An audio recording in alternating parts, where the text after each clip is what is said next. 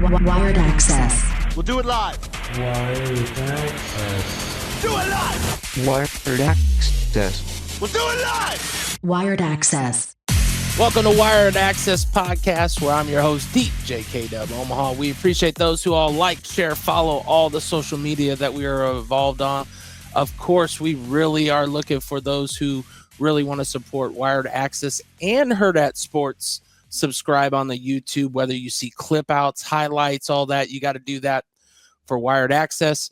Of course, this video is always on Hurrdat Sports. Make sure to like them, because without them, we can't do what we do. Today, I have a host of another Hurrdat production, Husker Army Podcast, Bryan Knutzen. Bryan, welcome to the show.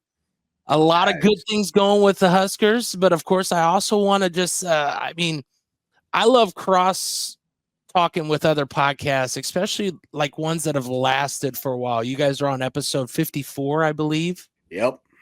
We're here. This is season 2, and I think this is episode like 30 or 40 for season 2. So we're right up there, almost to 100. That show's coming close. Ooh, this is episode 40. That's right. I appreciate Austin in there, always doing what he does, keeping me on top of my stuff. But Bryan, first of all, Huskers make a bowl game. That's huge. Being a Husker fan, not just for the fan, but also for the players is the biggest thing. I think people sometimes don't realize all that extra stuff. My game and how I look at Husker football has changed. I coach high school football here in Omaha. Nice. Omaha South for 8 years. Wow. My last class was Noah Fant and them, who's Noah Fant's at the Seattle Seahawks. We talk about them on the show a little bit. But I feel like when you go from coaching a team like Omaha South, where it's more of just the other victories, teaching them how to be young men, teaching them lessons, stuff like that. My outlook on football has changed. I really don't get super hyped like I used to. Of course, I enjoy and I get emotional, thinking of good things. But like when the letdowns happen, for me personally, I kind of go, okay, chalk it up and look at the players and what they did good. Being a fan that you have for so long, when you look at what Nebraska's kind of went through in this past 12, 14 years, what is the way that you have looked at it, and how are you slowly changing, involving, being someone that regularly talks about it with your co-hosts? Yeah, it's crazy as a Husker fan, especially the type that I am. I mean, I'm 42 years old. My dad named me after a Husker player as far as a first name goes. So, I mean, I didn't have a choice as soon as I was born. So I always asked my dad, especially in mid-late 90s when Miami started to have their slip after their dominance in the late 80s and early 90s. I said, is this ever going to happen in Nebraska? I'm young, naive, and my dad, trying to make me feel good. Of course not, son. This is never going to happen to us. Fast forward to about 2015 and 16. Yeah, it's finally happening, Dad. And unfortunately, my dad's still here to witness this. So that's the bad part there. But, glad to have my dad still with me as always. But, I mean, as a fan, finally getting to see them make the bowl game. And I know fans are complaining about it being the Pinstripe Bowl and all this. But, hey, we haven't been to one in 8 years, guys. Not to mention somebody like Ramir Johnson, who's been through so much in this program, stuck with us through all the turmoil, all the bull crap, and to get him to finish out at a bowl game in front of his family, his home state, it's great. And I know a lot of people, especially Kenny, who hosts with us on Husker Army Pod, he wasn't thrilled when fans came out onto the field after beating Wisconsin, but going back and looking at it, that was pretty much the student section. So I didn't really care. I'm fine with it. Yeah, we need to act like we've been there before, because we have. We've been above that in so many years. But it is so good to see these seniors, guys like that, finally get this bowl game, finally get that monkey off their back. And the coaching staff, it's a heck of a testament to them, and kudos to them as to what they've done with this group. These are guys that were known for losing. They had that losing mentality, and they found a way to get around it with this coaching staff. So I couldn't be more happy for the guys on that team. Well, what I like is, so you and I are exactly same age. I'm 42. Father's same way. I was on other podcasts, and I explained to him, one thing I remember growing up, we were Air Force family, so we moved. My grandma would always save the papers for my dad, and my dad would take the clippings out, cut them out, make like this little collage. And I mean, dude, he has all the games back from like 70s. Like, wow, that Sunday paper, and always get all those highlights. So like, it's weird how coaching the game changed me on that aspect. And I don't get, it sucks because like as a fan, you lose a little bit of that. I mean, I can get that way. I can get into it and like, yes, let's go. But then once you see the failures, or not failures, but the stuff that keeps holding us back and keeps holding the team back, then I start reeling it back going, okay, I gotta level myself, because then that's when you get into those negative thoughts of the situation, whether you relate it back to, like you said, Kenny Cheatham. I mean, I said it when I interviewed Abdul Muhammad, Kenny Cheatham, Baron Miles. Those guys are the guys that I looked up to. Those are the guys that and even Abdul, like I take a lot of pride being able to even talk to him, because they lived a part that many couldn't ever fathom of what winning is. And then you go to today's age, and it's like it's hard to be that tough guy. And to me, you did it right. You said the student sections went out onto the field, and how important is that for even just the growth between the players and the student section? Because that has been dismissed for a while because of the winning. And then when you win those big games, those are the moments those kids will remember. They're not going to remember the loss to I can't say they won't remember the loss to like Akron or stuff like, you're not Akron.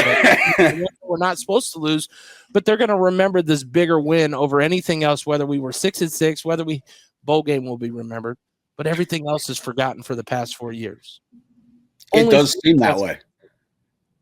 And I could say I was at Lambeau Field the day after the win for a Packers 49ers game, and the Niners, of course, missing 99% of their players, did not do so well. So, of course, my fandom was hard to sit there and just constantly not good. But we show up, and the people behind us were in red, 3 of us, and then my daughter's boyfriend's a Packers fan. And he goes, must be some Wisconsin fans in front of us. And I about lost it, because I said, heck to the no. Nowhere near Wisconsin fans. They both sucked yesterday and lost. And then a guy next to me, finally. And I go, you're right, finally. I'm not going to lie. I'm not going to hate on it. You're right. We finally beat them.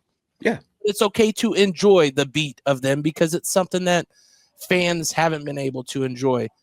This year, you've obviously had some ups and downs, being able to report on the team that have kind of been a continuance. When you go through all those actions of seeing what you're seeing and seeing some of the similar results, what do you guys feel is like the biggest wins that we've had this year? And what are some of the things that you think that we just haven't been able to overcome? Well, I think the biggest win of the season, and I hate to say this because their fans are so damn annoying, and it's Colorado. It really is. I mean, the way they took care of business start to finish in that game. All right, yeah, offense didn't score a point in the second half, but they didn't need to. They're up 28 to, I think, nothing or 3 at the end of the first half. You're fine. You're good to go there. But then you got games like UCLA and USC, where those were totally winnable games, especially the UCLA game. You had a 2-win team coming in, a first-time head coach with UCLA. It was in Lincoln. That one should have been the one that clinched the bowl berth. And then the USC game just got away from them. It was one of those things where, all right, yeah, we can complain about the referees all season long. I mean, we could complain about them for the last 5 seasons. But it is what it is. Those are things you've got to overcome. As a fan, I'm right there with you. I still get hyped up during games. I really do. Luckily, I don't drink anymore during games. That's not smart. I get a little too rowdy at that point. My wife likes to let me know, so I'm okay with that. But yell as loud as I can when things are going right. I'm as somber as can be when things are not going the way they should be. I just couldn't be, as you said, I couldn't be more happy for the players. But then again, as you said, the student section coming out onto the field, couldn't be more happy for them either, because they haven't gotten to experience this either. Nobody that is attending that college has experienced a bowl game. And that is the craziest stat for me to think of as a Husker fan. Well, yeah, and it felt like as the years have went on for both of us through this time, every time that something would get brought up and constantly talked about, that's when it's like the demise of it. Hence, the Huskers haven't let up a rushing touchdown, and then what we give up, like 4 or 5. Like, you're just like, just let the stats be. We want to be under that radar. When you think of your fandom and how you're able to use Hurrdat Sports platform to be able to share it, and of course you have a former Husker with Cheatham. What all came about? How did you come about this, and what makes you guys different or feel a little bit different than the other ones out there? Of course, that's what everybody says. Well, it's another Husker podcast, but every team has them, right? Every fan area has that fandom. Ours just is a little deeper because we don't have the pro sports. Yeah, we got nothing else. We really don't. And that's something I have come to terms with in my life. I'm A-okay with. If we never get one, fine, whatever. Unless maybe the UFL, who I am a fan of, the San Antonio Brahmas, we ever get an expansion team in Nebraska, it's over. I'm a fan of the Nebraska team. Sorry, Brahmas, but it's my state. It's my home. So, but no, I mean, being with Hurrdat has been great. It really has. It's taken a lot of things off my plate. I was literally doing everything as far as behind the scenes, the editing, all that. Oh my God. And it sucked. For one, I don't know technical stuff at all. I am about as computer illiterate as they come. So as I'm doing this stuff, I'm learning as I go, literally. I use Filmora for editing still, and I still couldn't tell you what 3/4 of the actions on there can do. I know the basics. That's about it. As far as what separates this Husker podcast from the rest, I've honestly got to say it begins and ends with Kenny. We're the only ones that have not just a former player, but a former multi-time national champion as a host on our podcast. And I think that gives us a little bit more clout. And it's nothing against any of the other podcasts. They're all awesome. I've met most of them. They're amazing guys, amazing people behind the scenes for them as well. But having Kenny on with us, that's exactly what sets us apart. It really is. We are the only ones that is a fan podcast with a former player and national champ as a host with them. And it's been great. Kenny's insights are amazing, and his stories from his playing days, his recruiting time, I couldn't have asked for anything more. I got so lucky having Kenny. And how did your guys' idea come together? What started the Husker Army podcast, and how did you guys evolve to who you guys are today? Let's see. We started in 2018. So Scott Frost's first year, we started as the Scarlet and the Cream Husker podcast. And that was with a friend of mine named Frank, who actually lives in Hawaii now, decided to drop out. He is. And I'll tell you what, I see the pictures he posts during the wintertime, and I get jealous. I almost feel like texting him some raw things. Like, man, you're hitting that nerve, bro. But yeah, we started it with Frank. He unfortunately had to step away. I believe it was 2019 or 2020. And we were approached by Matthew Malone, who heads up the Husker Army Facebook fan page. And I was wondering why we weren't able to post our podcast on their fan page. And because they do a lot of charity work and things like that, they are very careful as to how their name's represented and things like that. So Matthew talked to me about it and asked if we'd be willing to change our name. They'd be willing to promote the podcast on their page. I thought about it for a solid week, and yeah, it was the right move. And then getting Kenny to join us permanently, that was the last piece of the puzzle. Because Kenny had been a guest with us on Scarlet and Cream in the past. He had hosted a few episodes with us toward the end of it. And then when he finally said, yeah, I could do this every week with you. I was driving when he told me that, and I almost had to pull the car over. I couldn't have been more happy, because Kenny is, first of all, the young kid in me never in a million years would have thought I'd be best friends with a former Husker, period. And to me, that's like meeting Arnold Schwarzenegger. Meeting Huskers from the time I watched, it's like meeting movie stars to me. Hey, so, I it's not on a video. I did the audio, but like I had Eric Strickland on, and I tell people like what was so key with that is this is a guy who I put in the game every time I played NBA Live growing up. Like every time I had a team, he was always on the team. Between him and Buford, Rodney Buford, it was like a 1-1, and the same thing went for the Huskers. And kind of like I told Abdul, I was just like, you, Bear Miles, and Cheatham, like you guys laid the track for what receivers are supposed to do as a Husker. And then you got rewarded on the other side with little dabs here and there to get you a touchdown or a big reception. I said, because of your hard work, you were given it. And like just being able, I totally know your whole fact of just being able to sit, talk to him, and have a relationship where messages could go back and forth, and you still get to enjoy the fan part, but you also got to go, this dude's just a dude just like me. He has a lot of thoughts. And of course, when you look at the Husker podcast, you guys get recruits, you get players currently, formerly, new. What do you think is kind of like the railroad of going, you gotta be careful how much you go into with recruits, with the transfer portal and all that stuff opening up. You gotta watch a little things. What's some of the things that you guys think about when you guys go into these interviews to make it go, okay, we're going to get the best that we can out of these athletes, but also respect who they are? Because I think, like for me, many people are like, you should interview this person, because I do a lot of high school kids. Yeah.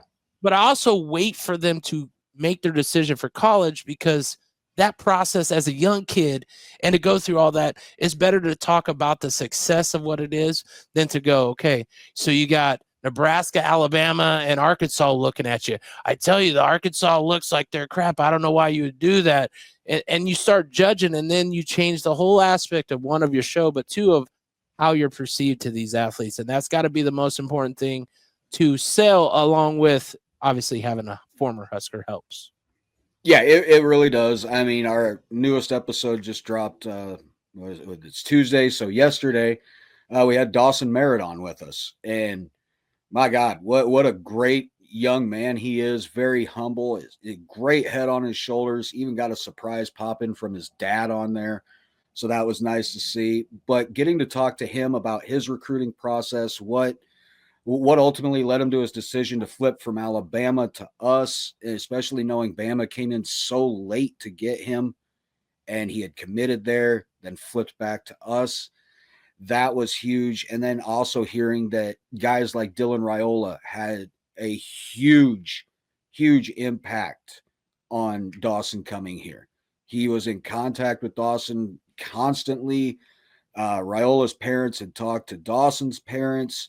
And then, as a matter of fact, while we were recording Sunday, Dylan and Isaiah Mose were on their way up there from Lincoln for all them to go to the Kansas City Chiefs game that Sunday night. So, I mean, and then the current players we've had on, you're right. It's very hard to pick the ones that we want to have on if we're lucky enough to have current players.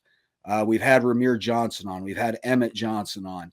And Emmett, I'm so high on right now. I have been ever since we had him on in the springtime. Hey, you could ask our producer, Austin. He sure the heck made a good post. I mean, the dude's the TikTok king when it comes to the area. Dude. I mean, we love the fan interaction. And I think you brought up a good point there. Like, you're so high on what they're doing. And Dylan's a great example. Like, I've had multiple run-ins with him and talkings, like beyond the game, like not even football. And I think when you get those moments with these athletes and everybody else, I mean, you got kids behind you talking, Dylan, but it goes for all of them.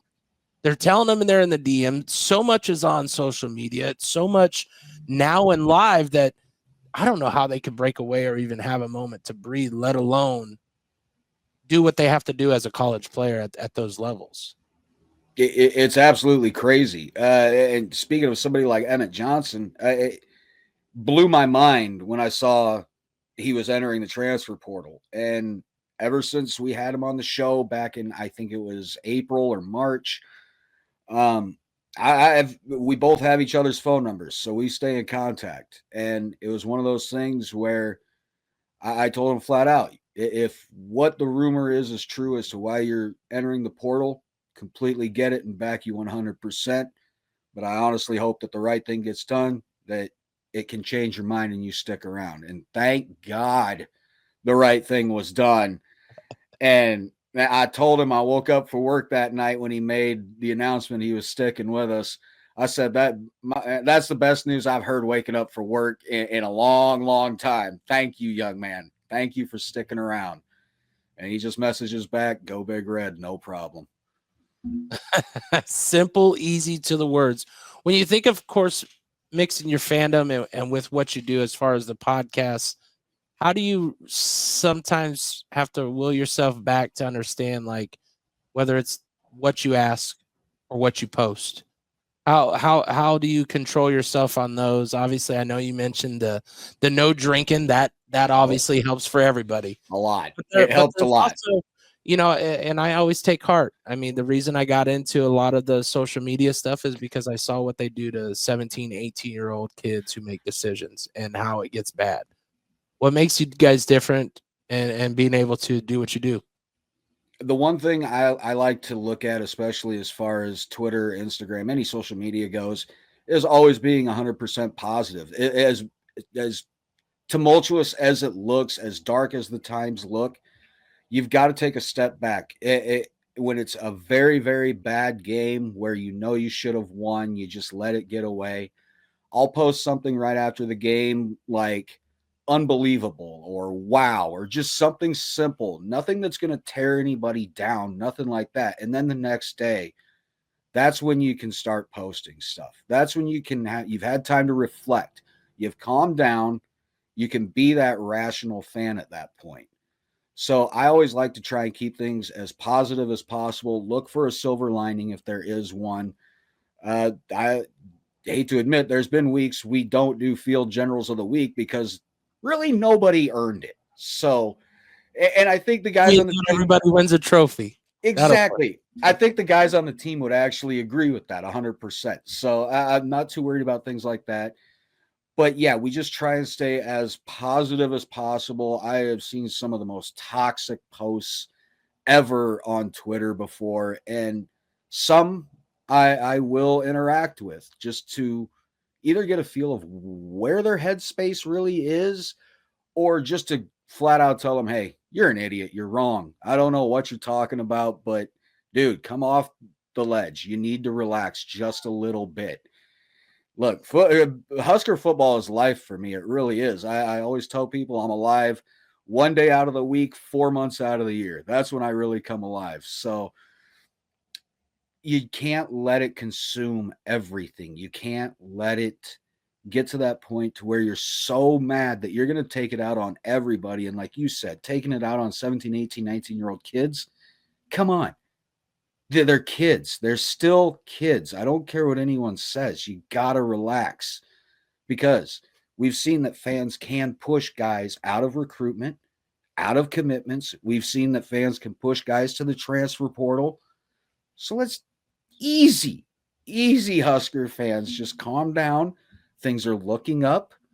We got one goal out of the way, which was making a bowl game, and a lot of guys said that was their ultimate goal for this year. Yeah, I know it's only 6 wins, but you got it. So quit complaining.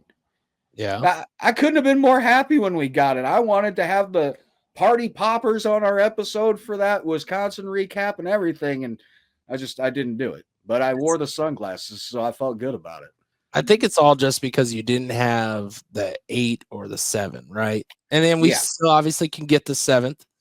Exactly. There's a good chance there. But everybody was hoping for that 7 or 8. And I think when you saw them do so good versus like an Ohio State and then come back and not play the same level, it it speaks the mind of how in these sports you see a lot of sometimes teams playing to where the other team is, and then it's the one play, the one switch, instead of always every team is playing above and beyond. I mean, look at how Ohio State got shocked. I mean, they would have never been shocked had they played at their level that everybody says their level. And so when you look back, of course, this season, coaching carousel, when you see all these things, where does this put you? Because you made a very good point. I mean, Ramir Johnson, how many coaches did he have in this time? In his time at Nebraska. We had JoJo Doman on, just on the audio, no video. I wish, because that dude made me want to run through a wall. But the biggest thing I pushed towards him is he had to reapply every year for his job because it was a new defensive either linebackers coach or defensive coordinator. And every year, if it wasn't for a small injury or something, every time he had to challenge himself. And I think not all those kids stay, like a Ramir Johnson. He could have easily left as well. But when they do make it, it's an even bigger celebration. Whether it's Darren Diedrich, like that dude impressed me all the way till the end to see how he was to see those moments in a game of wins and losses. To me, over trumps what some people get upset about, I guess. Yeah, I'll even say guys like Amani Cross in that final bowl game he played in against UCLA. You saw him really come alive, and unfortunately, it was the last game of his career at Nebraska, so that kind of sucked. But you got to see really what his potential was once you finally gave him that opportunity, gave him the ball, and he just ran through UCLA like they were nothing that night, and it was great to watch. And watching guys nowadays, it's very tough. I mean, you got the NIL, you've got things like that. There's really almost no limit as to what kind of contact that these recruits can have with each other, even current players with recruits. Like I said, Raiola was a major factor in getting Dawson Merritt to ultimately commit here. So, but then you've got guys like Malcolm Simpson, who is a signed commit from Texas. He's going to be here, I believe, either in January or spring. And we had him on, and his ultimate reason for coming to Nebraska, he flat out said, was Coach Knighton. I got worried when Coach Knighton and Tony White decided to take off for Florida State, which I honestly wish them the best of luck. I really do, because there is a program that if any program needed help, they absolutely do right now. Yeah, so, but we don't want to see him on the other side of that help, because I hate to tell you, I don't know about you, but I still hate Florida State, hate Miami, hate Florida. I don't care what anybody else says. Those teams I still hate. Whether I'm a strong Husker fan in the moment, as far as always on, those teams I don't. But I do wish the best for those two guys, because they obviously made a difference in a lot of the former athletes and current athletes. To give them opportunities that most of them might not have had. I mean, if you look at where some of the skill was going and some skill wasn't going. Yeah. Like I said, guys like Malcolm Simpson, his only reason was Coach Knighton. So when he took off, I immediately messaged him, and I was like, hey, if you're deciding to decommit, completely get it. I know that Knighton is your guy. You flat out said he's like a father figure to you already. So if you decide to decommit, I totally get it. Just kind of want to see where your head's at. And man, I couldn't have been more happier, because it was less than 2 minutes later. I just get a message, go Big Red. I'm all in. Hey, that's always good when they can send out those, and all that you can hope is it's the right voice behind speaking to what they're really looking for. When you look at all the interviews and all the things that you've gotten to do in this time with Husker Army Podcast, what have you had like a that moment, the starstruck moment? Besides, you mentioned, of course, working with Kenny all the time. Have you had that starstruck moment to where, like, man, this is really happening? And who's like an ultimate interview that you guys are hoping to line up? Okay, as far as starstruck goes, Carricker was a great one. Adam is always great to talk to. Just to see what he does with his show, the Carricker Chronicles and everything. He has grown that exponentially. That has come so far from where it began. Getting guys like former coach Bill Bush on the show, that was a major get, and an amazing guy to talk to. not just about football, but just life in itself. He is an amazing man. And then guys that are current players. I love getting current players because it kind of gives us a peek behind the curtain a little bit, to as much as they'll allow us. I always try to give those little itty bitty questions that might worm its way in to open that Pandora's box and possibly get that juicy little fix from behind the scenes. But ultimately doesn't always happen. But guys like Ramir, Emmett, they're great to have on. Having guys signed recruits like Dawson Merritt on, that's amazing. We're having signed offensive lineman Brian Tapu on this next week. Can't wait to have him on. He's an amazing young man as well.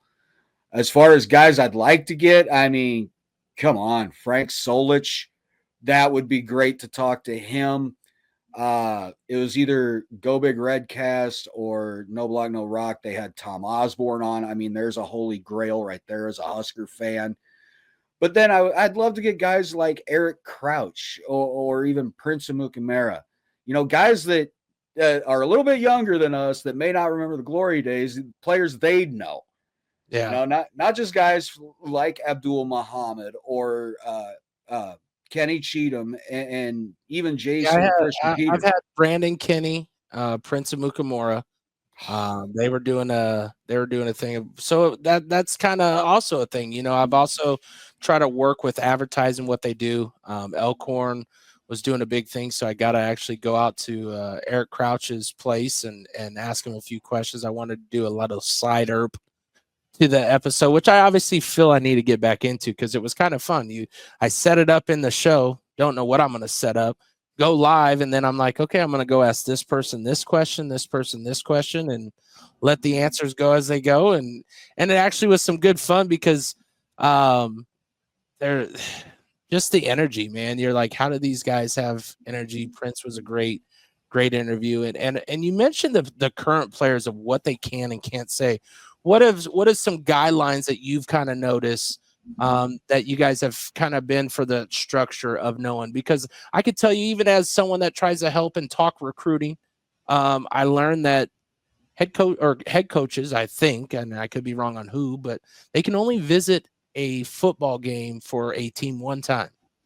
So hence why I found out that Coach Rule, of course, where he should have been was for the Millard Southwest side game, which was the final for Class A.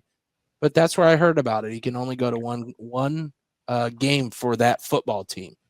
And so I can find these little tidbits that you kind of slowly learn, not only educational, obviously, for myself, but also to pass it on to others so then they understand how it goes. Because I could tell you the learning that I've done thanks to Hurrdat Sports and really getting us out there on the media side and giving us opportunities is eye-opening when you don't know. I mean, I remember the first time I went to Pinnacle Bank as doing the high school basketball on the media side, and you just feel like, you know, what am I to do? Where do I go? You feel like a lost puppy dog, and then you slowly just find your way, and now you feel like, you know, you're getting comfortable. You're able to ask the right questions. You know where you can go. You know where kind of some of those boundaries are. Yeah, that's the tough part. It really is, because we really have no structure on this podcast. There's no written down pre-questions, nothing whatsoever. It is all shot from the hip. And I love it that way because then it's one of those things that whatever's the next thought that comes into mind, let that be your next question.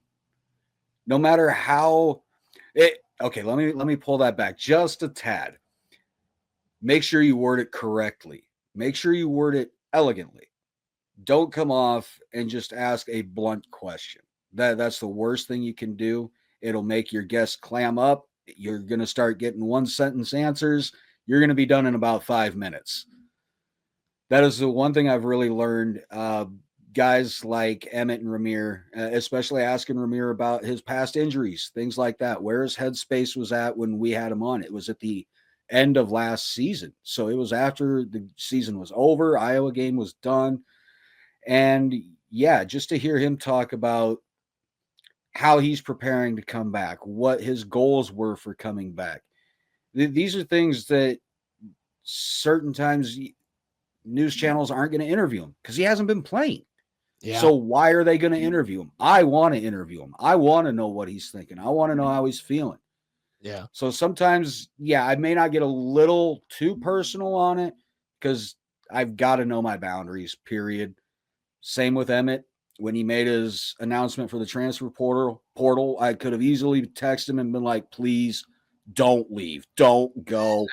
We'll do whatever needs done for you to stick around, but that's not my place. Yes, that's not my place.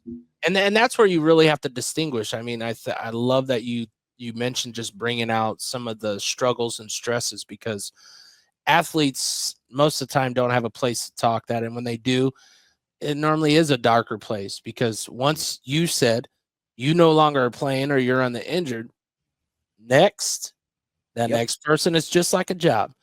When you're looking at these athletes, and I know that we both have agreed that these are just kids, but some of these kids are getting opportunities at money that we'll never even see sometimes in our lifetime, let alone in the years that we've worked.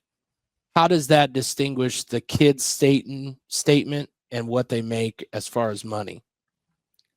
It's a slippery slope, very slippery, because if you get a young man, say Dylan or Dawson Merritt's age, and you're throwing NIL money at them willy-nilly from the get-go, if they don't have the right head on their shoulders, you're going to have a Johnny Manziel effect going on, and that is not something we want around this program, period.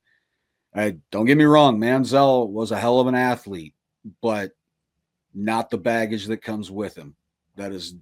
It's toxic. Still probably hot in Texas A&M if you think about it. I mean, he is. That's the crazy part. But at the same time, we've done it too. We do that with past players. He did a ton for Texas A&M. He really did. It's just funny. It was funny to watch a guy out there that didn't know a playbook playing as well as he did. It really irked me off a lot. I'm not going to lie. You didn't like the athlete winning over the game? Yes. I was like, it was the athlete winning over the game. That's exactly what it was. I was like, this guy does not study game film. He doesn't even know what plays are being called. He's playing backyard football. So in a way, I respected it, but in a way, it just irked me off so much. When you look at the stuff of Husker football and coming to the end of the season, and you're kind of regressing, what's your turnaround? What do you guys do? What is some things that you look forward to do? Because like you said, you only get so many Saturdays a year to have Husker football. Not that you won't have the conversations, but you kind of obviously also have to have some decompress and stuff like that. Yeah, that's the important thing to do.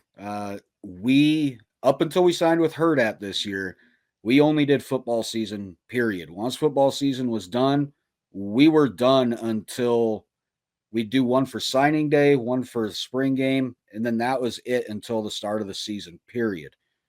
So now we promised Hurrdat that during off season, we'll still at least do an episode once a month, just to put something out there. Because I did notice that was one thing that hurt us in views and listens, downloads, things like that, was being absent for 3/4 of the year. So and plus it'll give us a chance to have more recruits on, more current players, because it's their downtime. They have the actual time to join podcasts and things like that. So yeah, we're going to do one more show this next week with Bryan. And then we're going to take a couple-week break. We just need to relax for the holidays. We'll come back and do the bowl game recap for the Pinstripe Bowl. And then after that, I think it's going to be pretty much just a signing day episode will be the big one. And, of course, a spring game. But, yeah, just pay attention, because after the Pinstripe Bowl, it'll be once a month, and it will not be without guests. I'm just going to say that. Where can they find you? What's some of your guys' contact information to follow, like, subscribe as well to fellow Hurrdat Sports production podcasts, Husker Army Podcast? Yeah, it's pretty easy to find us. You just type in Husker Army Podcast. We pop right up. You'll find us on YouTube. If you don't like watching, which I strongly would suggest you actually watch, because we get some good little stats scrolling across the bottom. We do our Husker Twitter usually every week, unless it's a bad loss. Then it's too toxic to put on there. So it just is. We have our field generals of the week. I put together some great graphics, I think.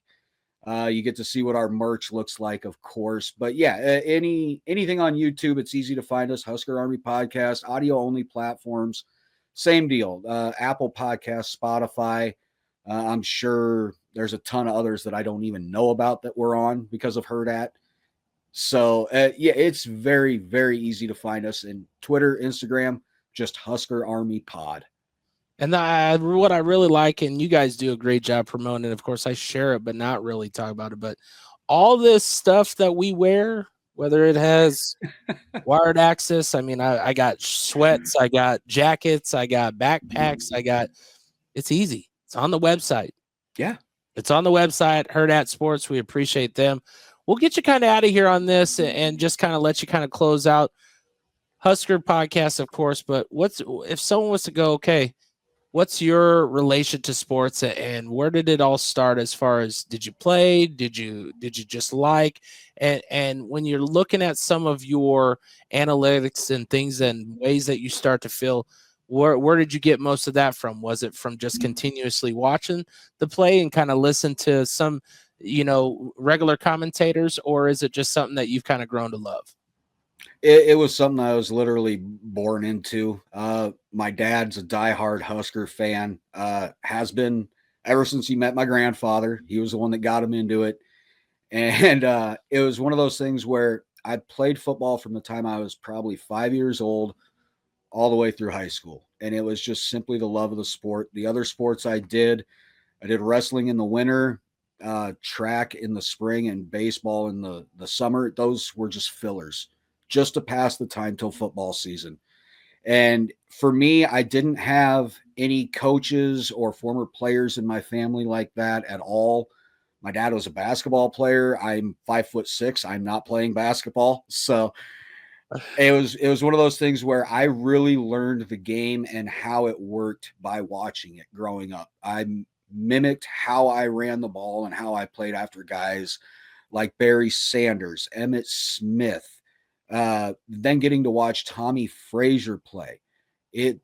That was the type of player I was. I was never really the fastest guy out there, but by God, by the time you see me pop out from behind a line, it's a little too late. I'm going to get past you. So, but the problem is I had a pretty good arm. And so instead of being a running back, my little short butt got put at quarterback. Yeah, it was fun. Don't get me wrong. It was very fun, but it is a lot of responsibility. And I didn't like it. I did not like all that responsibility. I just wanted to run the ball. That was it. But unfortunately, the town I'm in, our talent pool, I had a better arm than everybody else. So I kind of got screwed, but I don't mind. It was worth it. I learned a lot, especially when I watch the game nowadays. I'm watching it from a quarterback standpoint. I'm looking at linebackers. I'm looking at the coverages.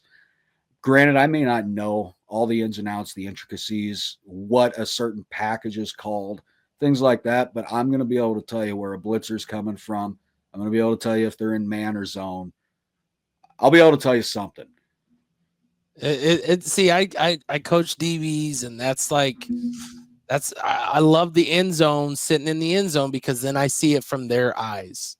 Obviously, just half the time, but you still see it from their eyes, and that's probably my biggest thing that I've kind of loved watching the defense on the Huskers for so many years is the growth that they've consistently had in the defensive back situation.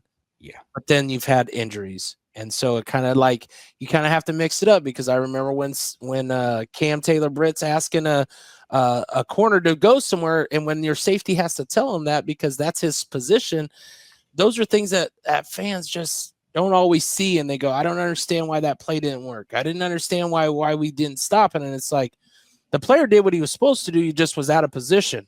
Yep. And I think once and I understand we probably break it down a little more than most. But once you relieve yourself of some of the thoughts that you have aggressively on what happens, and you understand and go, oh, okay, that makes sense, it kind of makes watching football a little easier. Not always fun. Like I said, there's times where I'm like, oh, are you kidding me? Oh, yeah. But for the most part, you're seeing the players grow. You're seeing these young men turn into, I mean, you think of a Ty Robinson, Nash, Polar Bear, like those players. Like those are the dogs that you'll remember and you'll constantly talk about from years to come. The Grant Wistroms, everybody that we've mentioned on this show as far as who we looked up to and who we've talked to. Those are just the names because they continuously during the time that we knew them did it right for the Huskers. And even when they have moved on, we still remember what they have done at least here. Yep. And we can forget the rest. But hopefully a lot of good come around. We got the bowl game coming up at the end of the year. Make sure to check that out. I'm of course hosting a watch party with the Omaha Beef. We'll be out at Let It Fly for the national championship game. So that'll be coming up. Might have to join you guys for that one. That sounds like fun. Yeah. Yep. Out at Let It Fly West, where we've I took on a lot more with Omaha Beef. Thanks again to Hurrdat Sports. We'll be doing some things that will be getting announced on their page, but be on the lookout. I appreciate Husker Army Podcast and they're always posting these players and giving you a little backstory. Some of these players, make sure to check them out. These athletes are more than just a game. They're people your kids look up to. There's people that you might look up to.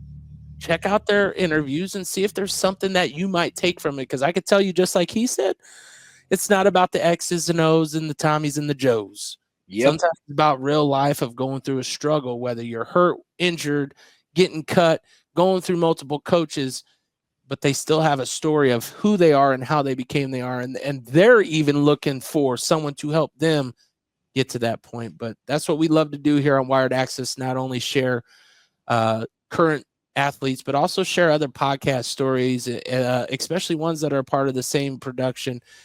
Because it's one team that is constantly trying to just get stories out to the public, to you guys, the fans, the players, just a little bit different every time. So once again, Wired Access Podcast, thank you again, Bryan, for sharing your time and really giving some people the backside of Husker Army Podcast. And once again, we'll see you next time, Hurrdat Sports Production. See ya. Thank you. A Hurrdat Sports Network production.